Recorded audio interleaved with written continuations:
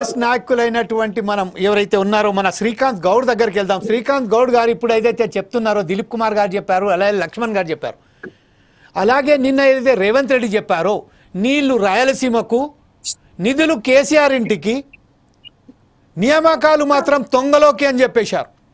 ఈ విషయంపై ఇంకొకటి చాలా విషయం ఏంటంటే ఎవరికైతే తెలంగాణకు రావాల్సిన వాటా మొత్తం అక్కడికి ఆంధ్రాకి వెళ్ళిపోయింది. ఇప్పుడు ప్రస్తుతం మాత్రం ఎండాకాలం రాకముందే మనం ఇప్పుడు ప్రస్తుత పరిస్థితి మనం అందరూ గోచరంగా అయిపోయింది మన రైతుల సంబంధించి.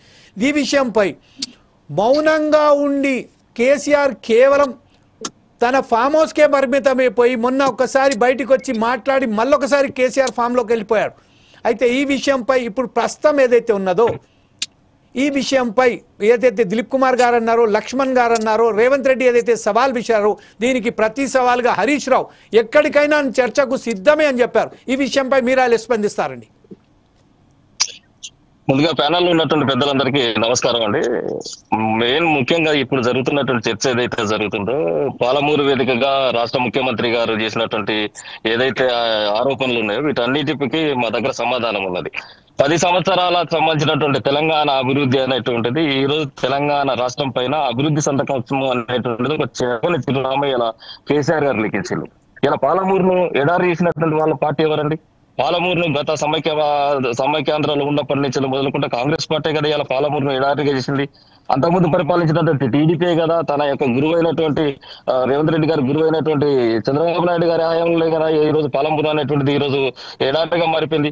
ఇలా పోతిరెడ్డి పాటకు సంబంధించినటువంటి దానికి పొక్క పెద్ద చేస్తే తరలించకపోయి ఇల్లు వైఎస్ రాజశేఖర రెడ్డి పూరేళ్ళు అని చెప్పేసి మాట్లాడుతున్నారు. ఆ రోజు ప్రభుత్వంలో బీఆర్ఎస్ పార్టీ ఆ రోజు అందులో ఉన్నప్పటికీ కూడా పోతిరెడ్డి పాటకు సంబంధించినటువంటిది ఎప్పుడైతే వెడల్పు చేసి నీటిని తెలంగాణ నీటిని తోడుకపోదాం అక్రమంగా తీసుకుపోదాం అన్నప్పుడే కదా ప్రభుత్వం నుంచి మేము బయటకు వచ్చింది.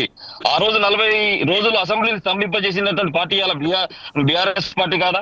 రోజు 40 రోజులు స్తంభింపజేసి నదీ జలాల వాట తేల్చాలే పోతిరెడ్డి పార్టీకి పొక్క పెట్టి వైఎస్ రాజశేఖర రెడ్డి తీసుకుపోతున్నాడని చెప్పేసే కదా ఆ రోజు అప్పటి కూడా బయటకు వచ్చింది బీఆర్ఎస్ పార్టీ. ఎలా పేరు మీద ధనేజ్ఞాన్ని పరిపాలించింది కాంగ్రెస్ పార్టీ కదా. ఈ రోజు చెరువుల కోడికలు తీస్తలేరు. ఇలా లాంటి మీ వెహికల్ ఆపండి సార్, మీరు వెహికల్ ఆపి మాట్లాడితే బాగుంటుంది. సెకండ్ వీక్ వచ్చేసరికల్లా ఈ రోజు అడుగంటిపోయేటువంటి పరిస్థితి ఉంది. ఈ పరిస్థితి అంటే ఆంధ్రప్రదేశ్ యొక్క జలదోపిడీ ఏదైతే ఉందో ఈ మెగా కృష్ణారెడ్డికి సంబంధించిన కాంట్రాక్టులకు ఈ రోజు మేలు చేసింది. ఎందుకంటే ఆ సొరంగాలన్నీ బయటపడ్డాయి ఈ రోజున రూపాయి ఖర్చు లేకుండా. జలదోపిడీ ఈ రోజు జరుగుతుంటే కూడా నిమ్మకి నీరు తిన్నట్టు చందంగా ఇలా ఈ రాష్ట్ర ప్రభుత్వం పరిపాలిస్తుంది. ఇలా పాలమూరు రంగారెడ్డి సంబంధించినటువంటి లిఫ్ట్ ఇరిగేషన్ పొద్దుల పథకం ఏదైతే ఉందో ఇది కనుక జరిగితే ఈ రోజు నారాయణపేటతో పాటు అక్కడ ఉన్న కులంగల్ ప్రాంతానికి కూడా నీళ్లు అనేటువంటి వచ్చేటువంటి పరిస్థితి ఉన్నది. ఇలా కులంగల్కు నారాయణపేటకు నీళ్లు రావడం ఇలా యొక్క ముఖ్యమంత్రి గారికి ఇష్టం లేదు. ఆ ప్రాంతానికి నీళ్ళు వస్తే ఆయన కుర్చీ కిందకి నీళ్ళు వచ్చేటువంటి ప్రమాదం ఉంది కదా. ఆ ఘనత మొత్తం కూడా కేసీఆర్ కి దక్కేటువంటి ప్రమాదం ఉంది. కాబట్టి ఈ రోజు పాలమూరు రంగారెడ్డి సంబంధించినటువంటి ఎత్తిపోతల పథకాల పైన కూడా అనేక రకాల కేసులు వేసిళ్ళు అడ్డుపడ్డారు. అయినా కానీ 90% పనులు పూర్తి చేసినాం. కేవలం మిగిలి ఉన్నటువంటి 10% పనులు పూర్తి చేస్తే ఈ రోజు 7 లక్షల ఎకరాలకు ఇలా ఆయకట్టును పాలమూరు రంగారెడ్డి సంబంధించిన ప్రాజెక్ట్ ఇచ్చేటువంటి పరిస్థితి ఉన్నది. మరి ఎందుకు ఈ యొక్క ప్రభుత్వం ఇది చేస్తాం లేదు? ఈ రోజు కనీసం నీటి పైన ఒక అవగాహన లేదు, నోటు పైన కూడా ఆయనకు ఒక అజమాయిషి అనేటువంటి లేదు. నీరు కనుక ఇచ్చినట్లయితే రైతాంగం బాగుపడుతుంది. నోటిని అదుపులో పెట్టుకొని పరిపాలన చేస్తే ఈ రోజు ప్రజలకు బాగోగులు అనేటువంటి చూసుకోగలుగుతాడు ఇలా ముఖ్యమంత్రి. కాబట్టి నీటిపైన నోటిపైన ఎట్లాంటి అజమాయిషి అనేటువంటి ఇలా రేవంత్ రెడ్డి గారికి లేదు.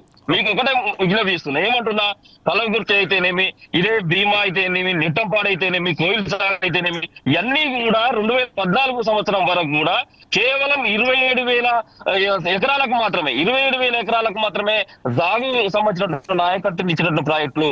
ఈ రోజు తెలంగాణ రాష్ట్రం సాధించిన తర్వాత ఇలా జూరాల సంబంధించినటువంటి ప్రాజెక్టు కూడా కర్ణాటక రాష్ట్రంలో సబ్మెరైన్స్ కంపెన్సేషన్ సంబంధించినటువంటి ట్యాక్స్ కట్టేసి ఈ రోజు 1,00,000 ఎకరాలకు సాగునీరు అందించినటువంటి చరిత్ర కేసీఆర్ గారు కాదండి. ఈ రోజు పాలమూరు వలసలు ఎట్లా ఆగిపోయినాయి?